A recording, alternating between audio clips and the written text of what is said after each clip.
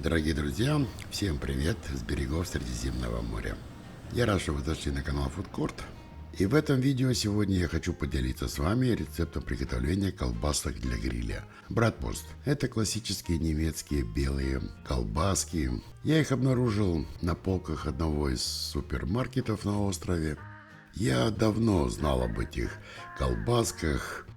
Я смотрел видео различные. Это очень старинный, аутентичный рецепт. Я приобрел вот такую упаковочку и решил ее попробовать. Естественно, что рецептурой производитель не делится, но именно на упаковке указано, что это фермерские колбаски, производство Германия. Именно здесь указана маркировка, что они для гриля. Ну, в общем, это как раз то, что я бы хотел приготовить дома у себя на кухне своими руками. Кроме как калорийности, там, питательной ценности, тут ничего не указано. Изучив несколько рецептов в интернете, я обратился с вопросом в чат GPT. Есть такая штука, он за 1 минуту мне прошерстил порядка 130, чуть больше сайтов с рецептурой этих колбасок и в результате выдал мне готовый рецепт, то есть все ингредиенты, все составляющие традиционно классических колбасок для гриля Bratwurst. Ну и я, основываясь на рекомендациях искусственного интеллекта, решил такие приготовить. Но прежде всего я решил их попробовать. Вот тот фермерский вариант, который продается на полках обычного магазина. Прежде чем реализовать задуманное, я, конечно, решил попробовать вкус, что они из себя представляют. Изучая рецептуру этих колбасок, историю этих колбасок, я узнал о том, что существует более 47 рецептур. В каждом регионе Германии эти колбаски готовятся по-особенному. И какого-то одного правильного рецепта колбасок для гриля не существует. Вот посмотрите, какой у них интересный срез. Там явно присутствует вкрапление жира. Ну, в общем, я решил опереться на обобщенный рецепт, который мне выдал ChatGPT, и пошел по простому пути. Я их слегка обжарил на сковородочке и попробовал на вкус. Мне нужно было понимать, что примерно я должен получить в результате.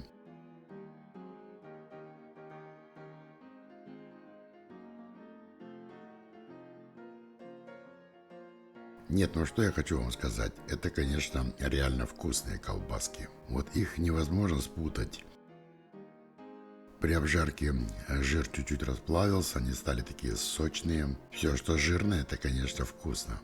Ну и, конечно, я принял решение готовить эти колбаски своими руками. Ну что, давайте начнем готовить. Итак, для колбасок гриль Bratwurst 2 вида мяса. 1/3 мяса жирная, грудинка, здесь у меня 1 килограмм. И 2/3 это мясо лопатки не жирное, здесь у меня 2 килограмма. Уже вечер, сегодня я с этим фаршем работать не буду, буду работать завтра утром. Поэтому просто сделаю его посол. Солить я буду обычной солью. Обычная поваренная соль из расчета 20 грамм на 1 килограмм. То есть 2% стандартный вес соли на 1 килограмм мяса. Кроме соли в этой посолочной смеси 2 грамма сахара на 1 килограмм и полграмма аскорбата натрия, это антиокислитель жира. На 2 килограмма я удвоил норму, то есть я взял 40 грамм соли поваренной обычной, взял 4 грамма сахара и 1 грамм аскорбата натрия. Нитритную соль в эти колбаски гриль я добавлять не буду, поскольку после тепловой обработки су-вид они будут подвергаться обжарке, то есть это высокая температура выше 120 градусов на гриле, 150 градусов. Поэтому нитритная соль при таких температурах, даже при поверхностной обжарке, она будет разлагаться. Поэтому я иду классическим путем, и посол будет только обычной поваренной солью. Сейчас это все я засолю, уберу в пакеты и поставлю в холодильник на 12 часов при температуре 24 градуса. И завтра утром я с этим фаршем начну работать. Я равномерно вношу подсолнечную смесь, быстренько это все вымешиваю, равномерно распределив, упаковываю в вакуумный пакет, откачиваю воздух и убираю в холодильник. Там температура на где-то 2-4 градуса. Давайте еще раз я коротко поясню по поводу нитритной соли. Нитрит натрия разлагается при температуре от 15 до 40 градусов. Но при нагреве свыше 150 градусов нитрит натрия распадается, выделяет канцерогенные нитрозамины. Поэтому все колбаски для гриля, где именно на гриле на высокой температуре, я не добавляю нитритную соль.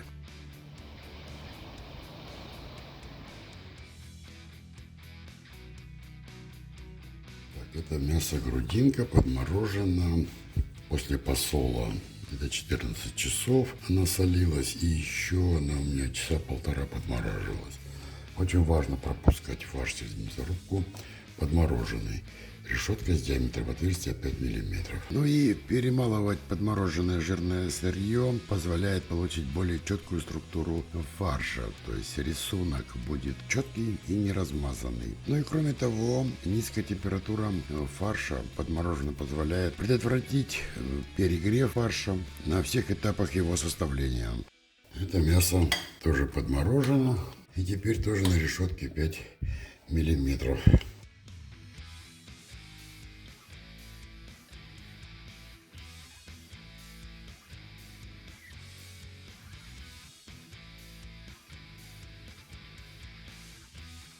После первого раза нежирную свинину я перекручиваю еще раз на решетке с отверстием 3 мм, то есть на паштетной. Таким образом у меня жирное сырье будет более крупной фракции, а нежирное сырье более тонкой фракции. Вот таким образом я хочу воспроизвести аутентичный рисунок колбасок для гриля Братвурст. Тем более у меня есть конкретный образец от производителя.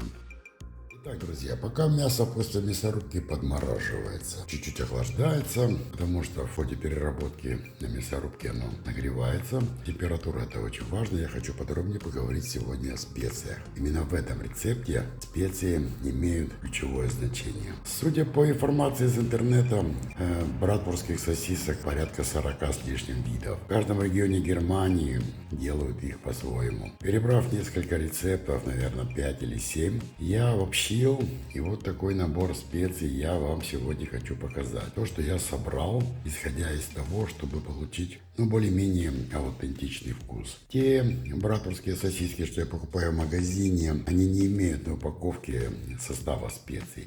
Поэтому я опираюсь на ту информацию, которую собрал в интернете. Итак, давайте начнем. Прежде всего, это сухое молоко. Именно в братвурстских сосисках используется сухое молоко. Это 20 грамм на 1 килограмм. Все специи я вам буду давать из расчета на 1 килограмм фарша. Ну и подробную граммовку я оставлю в описании под этим видео. Перец белый молотый 2 грамма. Перец черный молотый 2 грамма на килограмм. Мускат и кардамон по полграмма на килограмм. Имбирь 1 грамм на килограмм, майоран полграмма на килограмм, горчица 3 грамма на килограмм, кориандр 1 грамм. И опционно я буду добавлять вот такие вещи. Смотрите, это цедра лимона. Лимончик я сорвал на дереве, благо они под окном растут. Свеженький, запах невероятный. По поводу лимонов, конечно, это вообще отдельная тема. Здесь на острове субтропический климат и лимоны круглый год. Часть дерева лимоны созревают, часть в это время цветет и опыляется. И еще часть дерева уже такие зеленые в этапе созревания. Я вообще не понимаю, как вот это все происходит. Но вот в любое время года в наличии невероятного вкуса свежие лимоны. Из расчета 5 грамм на 1 килограмм. А это петрушка. Зелень петрушки.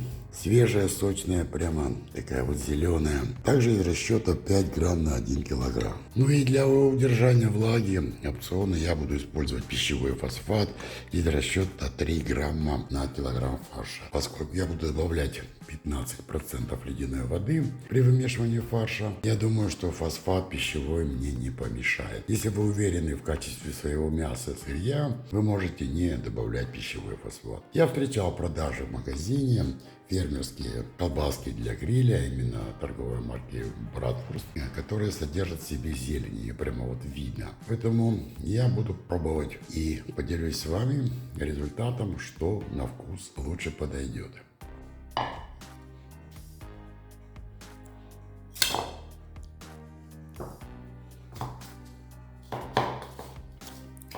сухое молоко.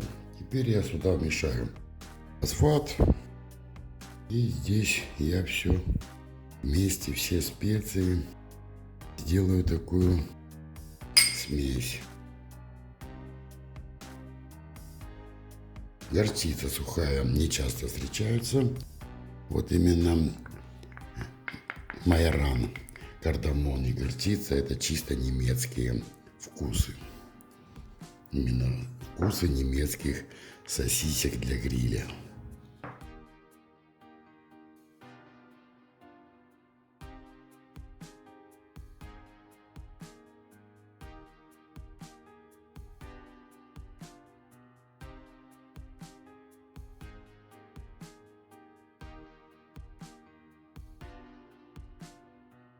Теперь эту смесь сухого молока, фосфата и специй я буду вносить только в нежирное сырье. То есть при вымешивании свиной лопатки нежирной, эти 2 килограмма, мы будем готовить фарш раздельно. Туда будут добавлены все эти специи.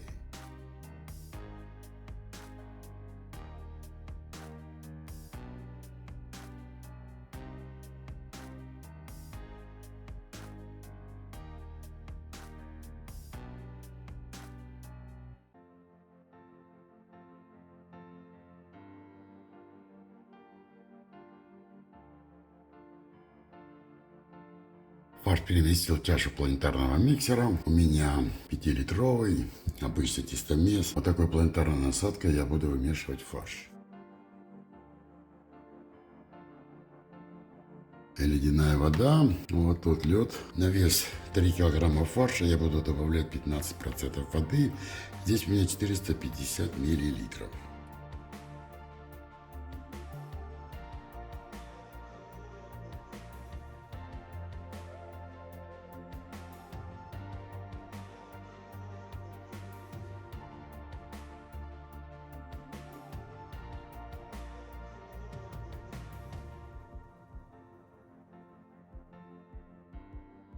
Добавлять частями воду. Я чуть-чуть подмешиваю лопаткой. Фарш достаточно мелкого помола. И вымешиваю я его примерно в течение не более 5 минут на средних оборотах до такой вот однородной консистенции. Посмотрите, как хорошо отправляется тестомес. Выбитый мясной белок, такие белые нити. Именно это позволяет при тепловой обработке белку стабилизироваться и восстановить эти вот молекулярные связи. И получается вот такой колбасный монолит. Теперь я вношу жирное сырье. Оно хорошо подморожено. Очень важно, чтобы в процессе вымешивания жир не размазывался. И получилась вот та структура, тот рисунок, который я показывал вам при разрезе аутентичной колбаски.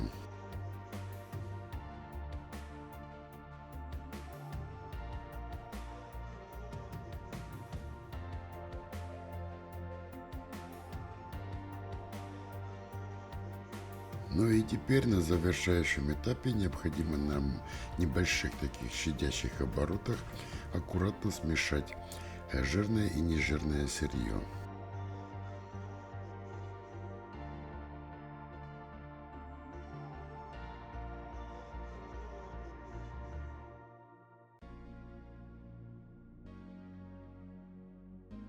Ну вот, посмотрите, друзья, какой получился результат. Такая однородная монолитная масса, но при этом мне удалось сохранить крупинки жира. Теперь очень ответственный момент — контроль температуры. Для предотвращения булинно-жирового отека температура не должна превышать 8-10 градусов. У меня 3 градуса — это норм. И теперь я буду вносить вот эти вкусовые добавки. То есть цедра лимона. Я взял лимон, он свежий, буквально с дерева. Вы видели, цедру я снял с лимона очень аккуратно. Самый тонкий желтый слой на такой мелкой терочке. Теперь я это все вымешал и вношу зелень. Это петрушка. Тоже мелко-мелко ее порубил. И теперь все это вмешиваю до однородного состояния. Наличие цедры для меня вообще было открытием, но когда я поизучал рецепты, я понял, что цедра добавляется в колбасные изделия. Именно вот этот вот вкус лимонной цедры подчеркивает и усиливает вкус специй. Готовый фарш я переместил в колбасный шприц, у меня вертикальный 5-литровый. В качестве оболочки я использую натуральную свиную череву, диаметр 36-38 мм. Процесс набивки свиной черевы достаточно забавная и интересная процедура. Вот такой оставляю небольшой хвостик, делаю узелок.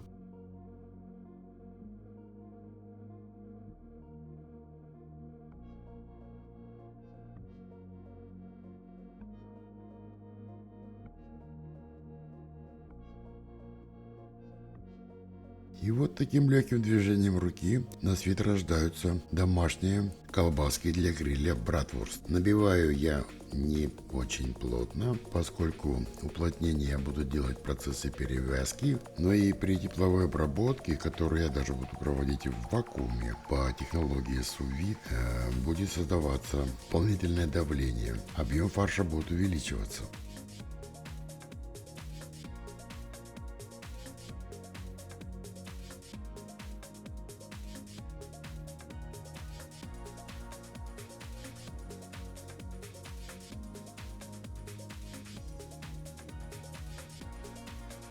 Колбасную оболочку, свиную череву, я нарезал длиной 120 сантиметров. Объясняю почему. Значит, по 10 сантиметров я оставил на хвостике, и у меня в итоге метр разделен на 4 части. У меня получается 4 колбаски, где-то порядка 25 сантиметров. Вот таким образом я хочу формировать эту немецкую колбасную классику для гриля Bratwurst.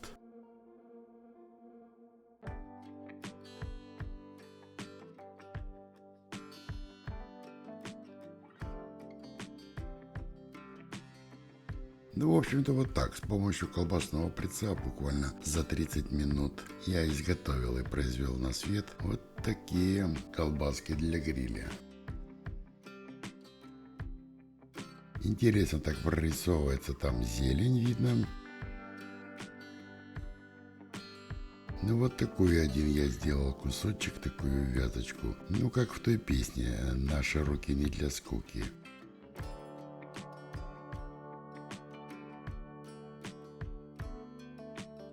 Даже в сыром виде они выглядят довольно-таки аппетитно и привлекательно. После набивки я оставил прямо в таком виде на столе колбаски часа на полтора, ну и затем отправил их на тепловую обработку в sous-vide. Даже не стал заморачиваться с вакуумом, просто поместил в 12-литровую кастрюлю с водой, поставил ротационный кипятильник, температура воды 32 градуса, 68 градусов 34. И время я поставлю 40 минут. Через 40 минут я поместил колбаски после тепловой обработки в проточную холодную воду, провел этап душевания, сбросил резко температуру где-то до 32 градусов и отправил на 12 часов в холодильник для стабилизации. На следующий день я решил произвести первую дегустацию. Колбаски действительно получились белого такого цвета с вкраплениями зелени, и даже просматривается цедра лимона. Очень такой интересный внешний вид. Колбаски стали упругие, такие плотные. Вот такой предварительный результат. Но теперь самый приятный ответственный момент.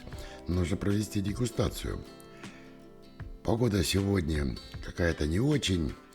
Пасмурно, дождики. Как-то так выехать сразу на гриль, распалить костерчики, пожарить их у меня не получилось. Я решил начать со сковородочки.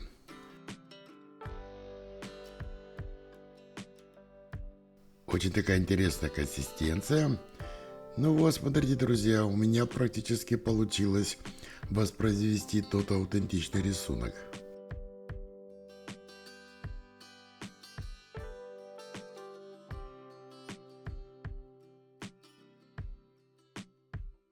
За 40 минут при температуре 68 градусов колбаски абсолютно сварились. Прекрасная консистенция у них. Абсолютно идентичный вкус. Ну вот практически на 90% я угадал. Ну и, конечно, голову сносит раскрывшиеся специи. Вот этот букет специй, который подчеркивает цедра лимона и такой мягкий привкус петрушки, это, конечно, что-то невероятное. Ничего подобного я еще не готовил.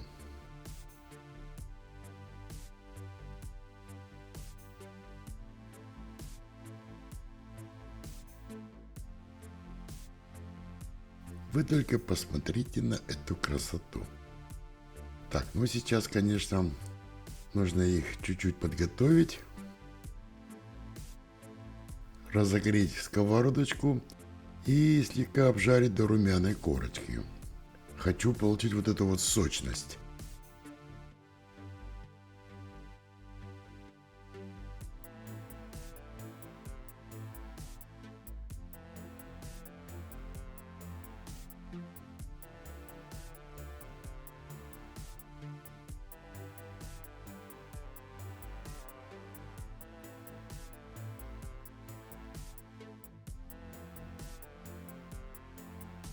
Сковородка, конечно, это не гриль, но тем не менее в вот таких вот условиях домашних в отсутствии погоды я таки не утерпел.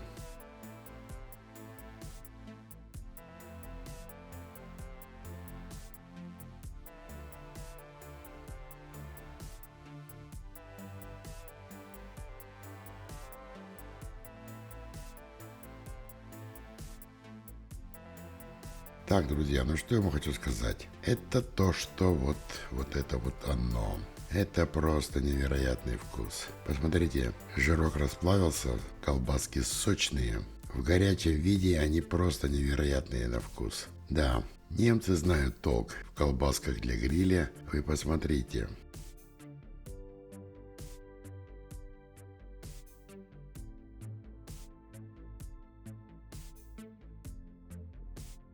Оторваться от них просто невозможно. Если вот это я сейчас не записывал для вас видео, вот это бы сейчас все схомячил вот так вот просто. Только бы они у меня гавкнули. Но это еще не конец истории.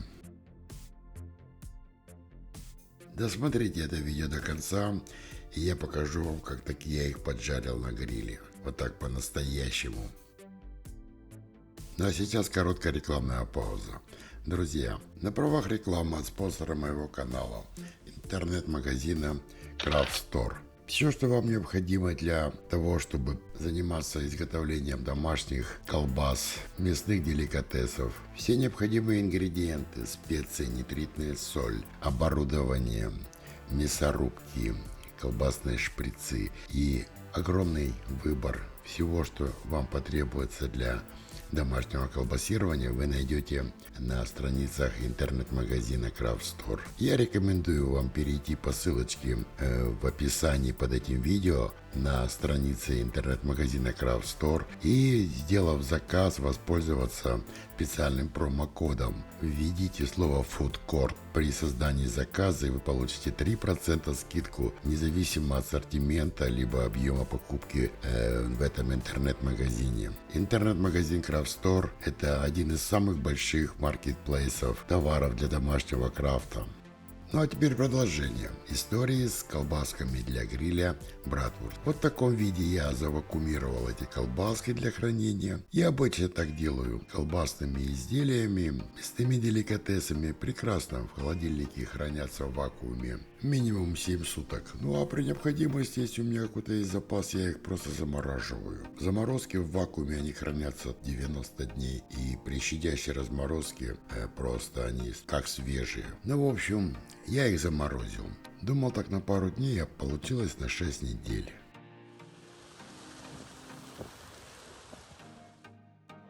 И снова здравствуйте, друзья. Так получилось, 1,5 месяца.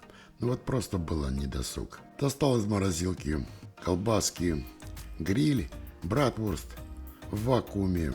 Провели они там 1,5 месяца замечательно. Сейчас я их вечер отправлю в холодильник, там температура где-то 4-6 градусов. И щадящим образом они разморозятся. А утром будет гриль. И будем готовить их уже так, как полагается. Посмотрим.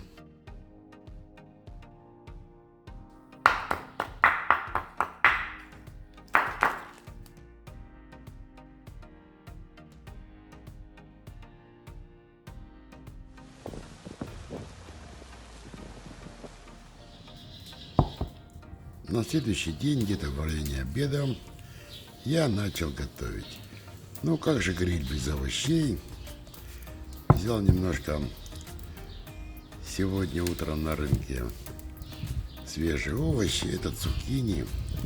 Прекрасно ведут они себя на огне, на углях. У них такая интересная консистенция, они отличаются от обычных кабачков. Все это нарезаю такими крупными кусками.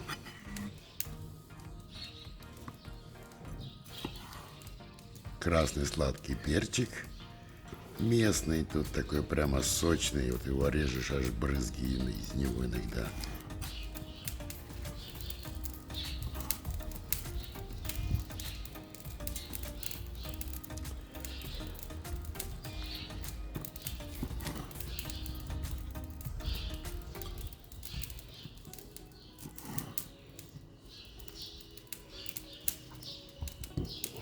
Это батат.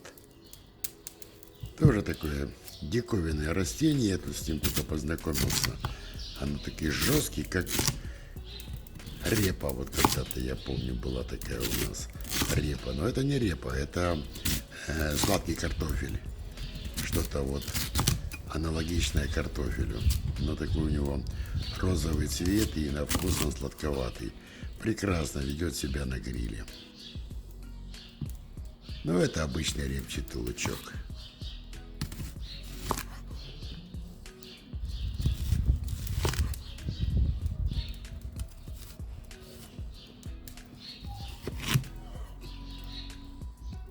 Погода прекрасная, птички поют. Уже тепло.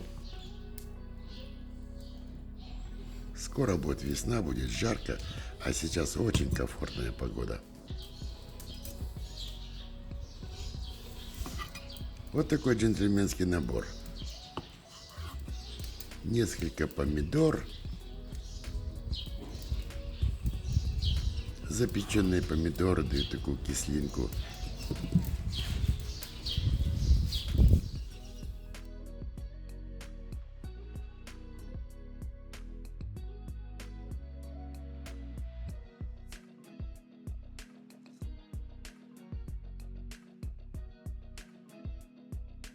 Ну, теперь это осталось в холодильнике колбаски. Они за 12 часов прекрасно разморозились. Проведя в морозильной камере 1,5 месяца, так при поверхностном осмотре они выглядят абсолютно замечательно. Теперь я их подготовлю для обжарки на гриле.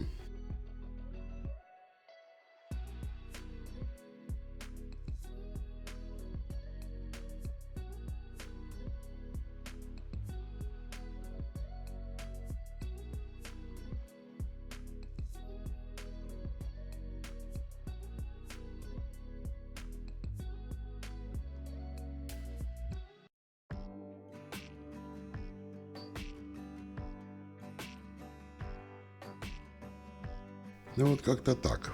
Пока я готовил овощи и колбаски, гриль у меня дошел до нужной кондиции. Уголь такой седоватый, нет никакого огня, такой мягкий жар. Ну и я начал с овощей. Буквально 10-15 минут достаточно для того, чтобы овощи на гриле были готовы.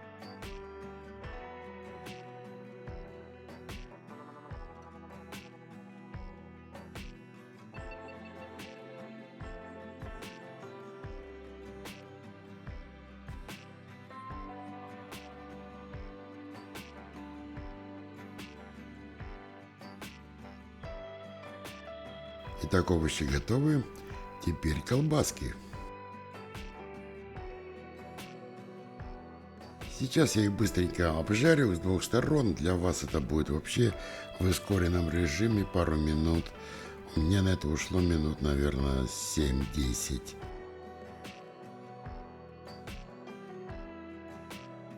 Смотрите, какие они красивые, румяные. Прямо вот с них Сок чуть-чуть капает даже.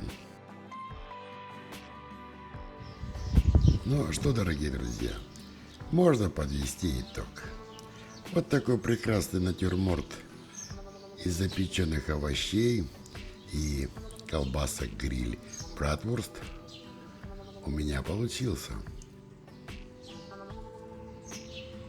Несмотря на то, что я немножко затянул с этим пиршеством на свежем воздухе, вот это была моя цель.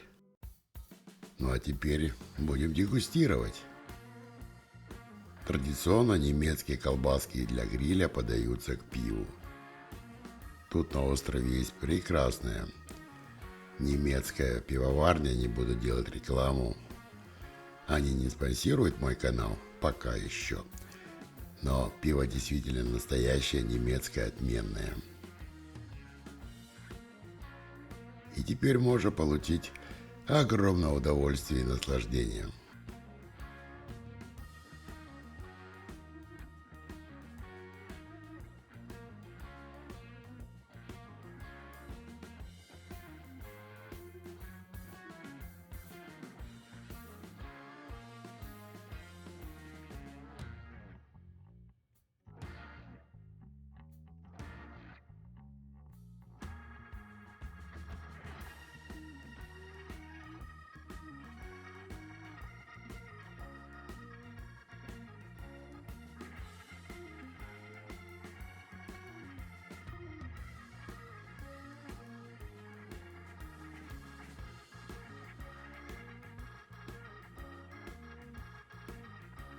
Итак, друзья, вот даже говорить ничего не буду. Вы сами все прекрасно понимаете.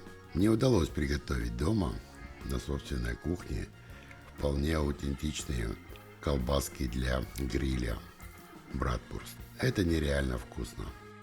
На этом я закончу свое повествование. Простите, что не чавкаю перед вами в кадре, но я доволен результатом. Друзья, если вам понравилось это видео, если вам понравился этот рецепт, не забудьте поставить лайк. Подписывайтесь на канал Food Court. Оставайтесь на канале. Жмите на колокольчик, подписывайтесь на обновления и новые видео моего канала. До новых встреч на Food Court, друзья.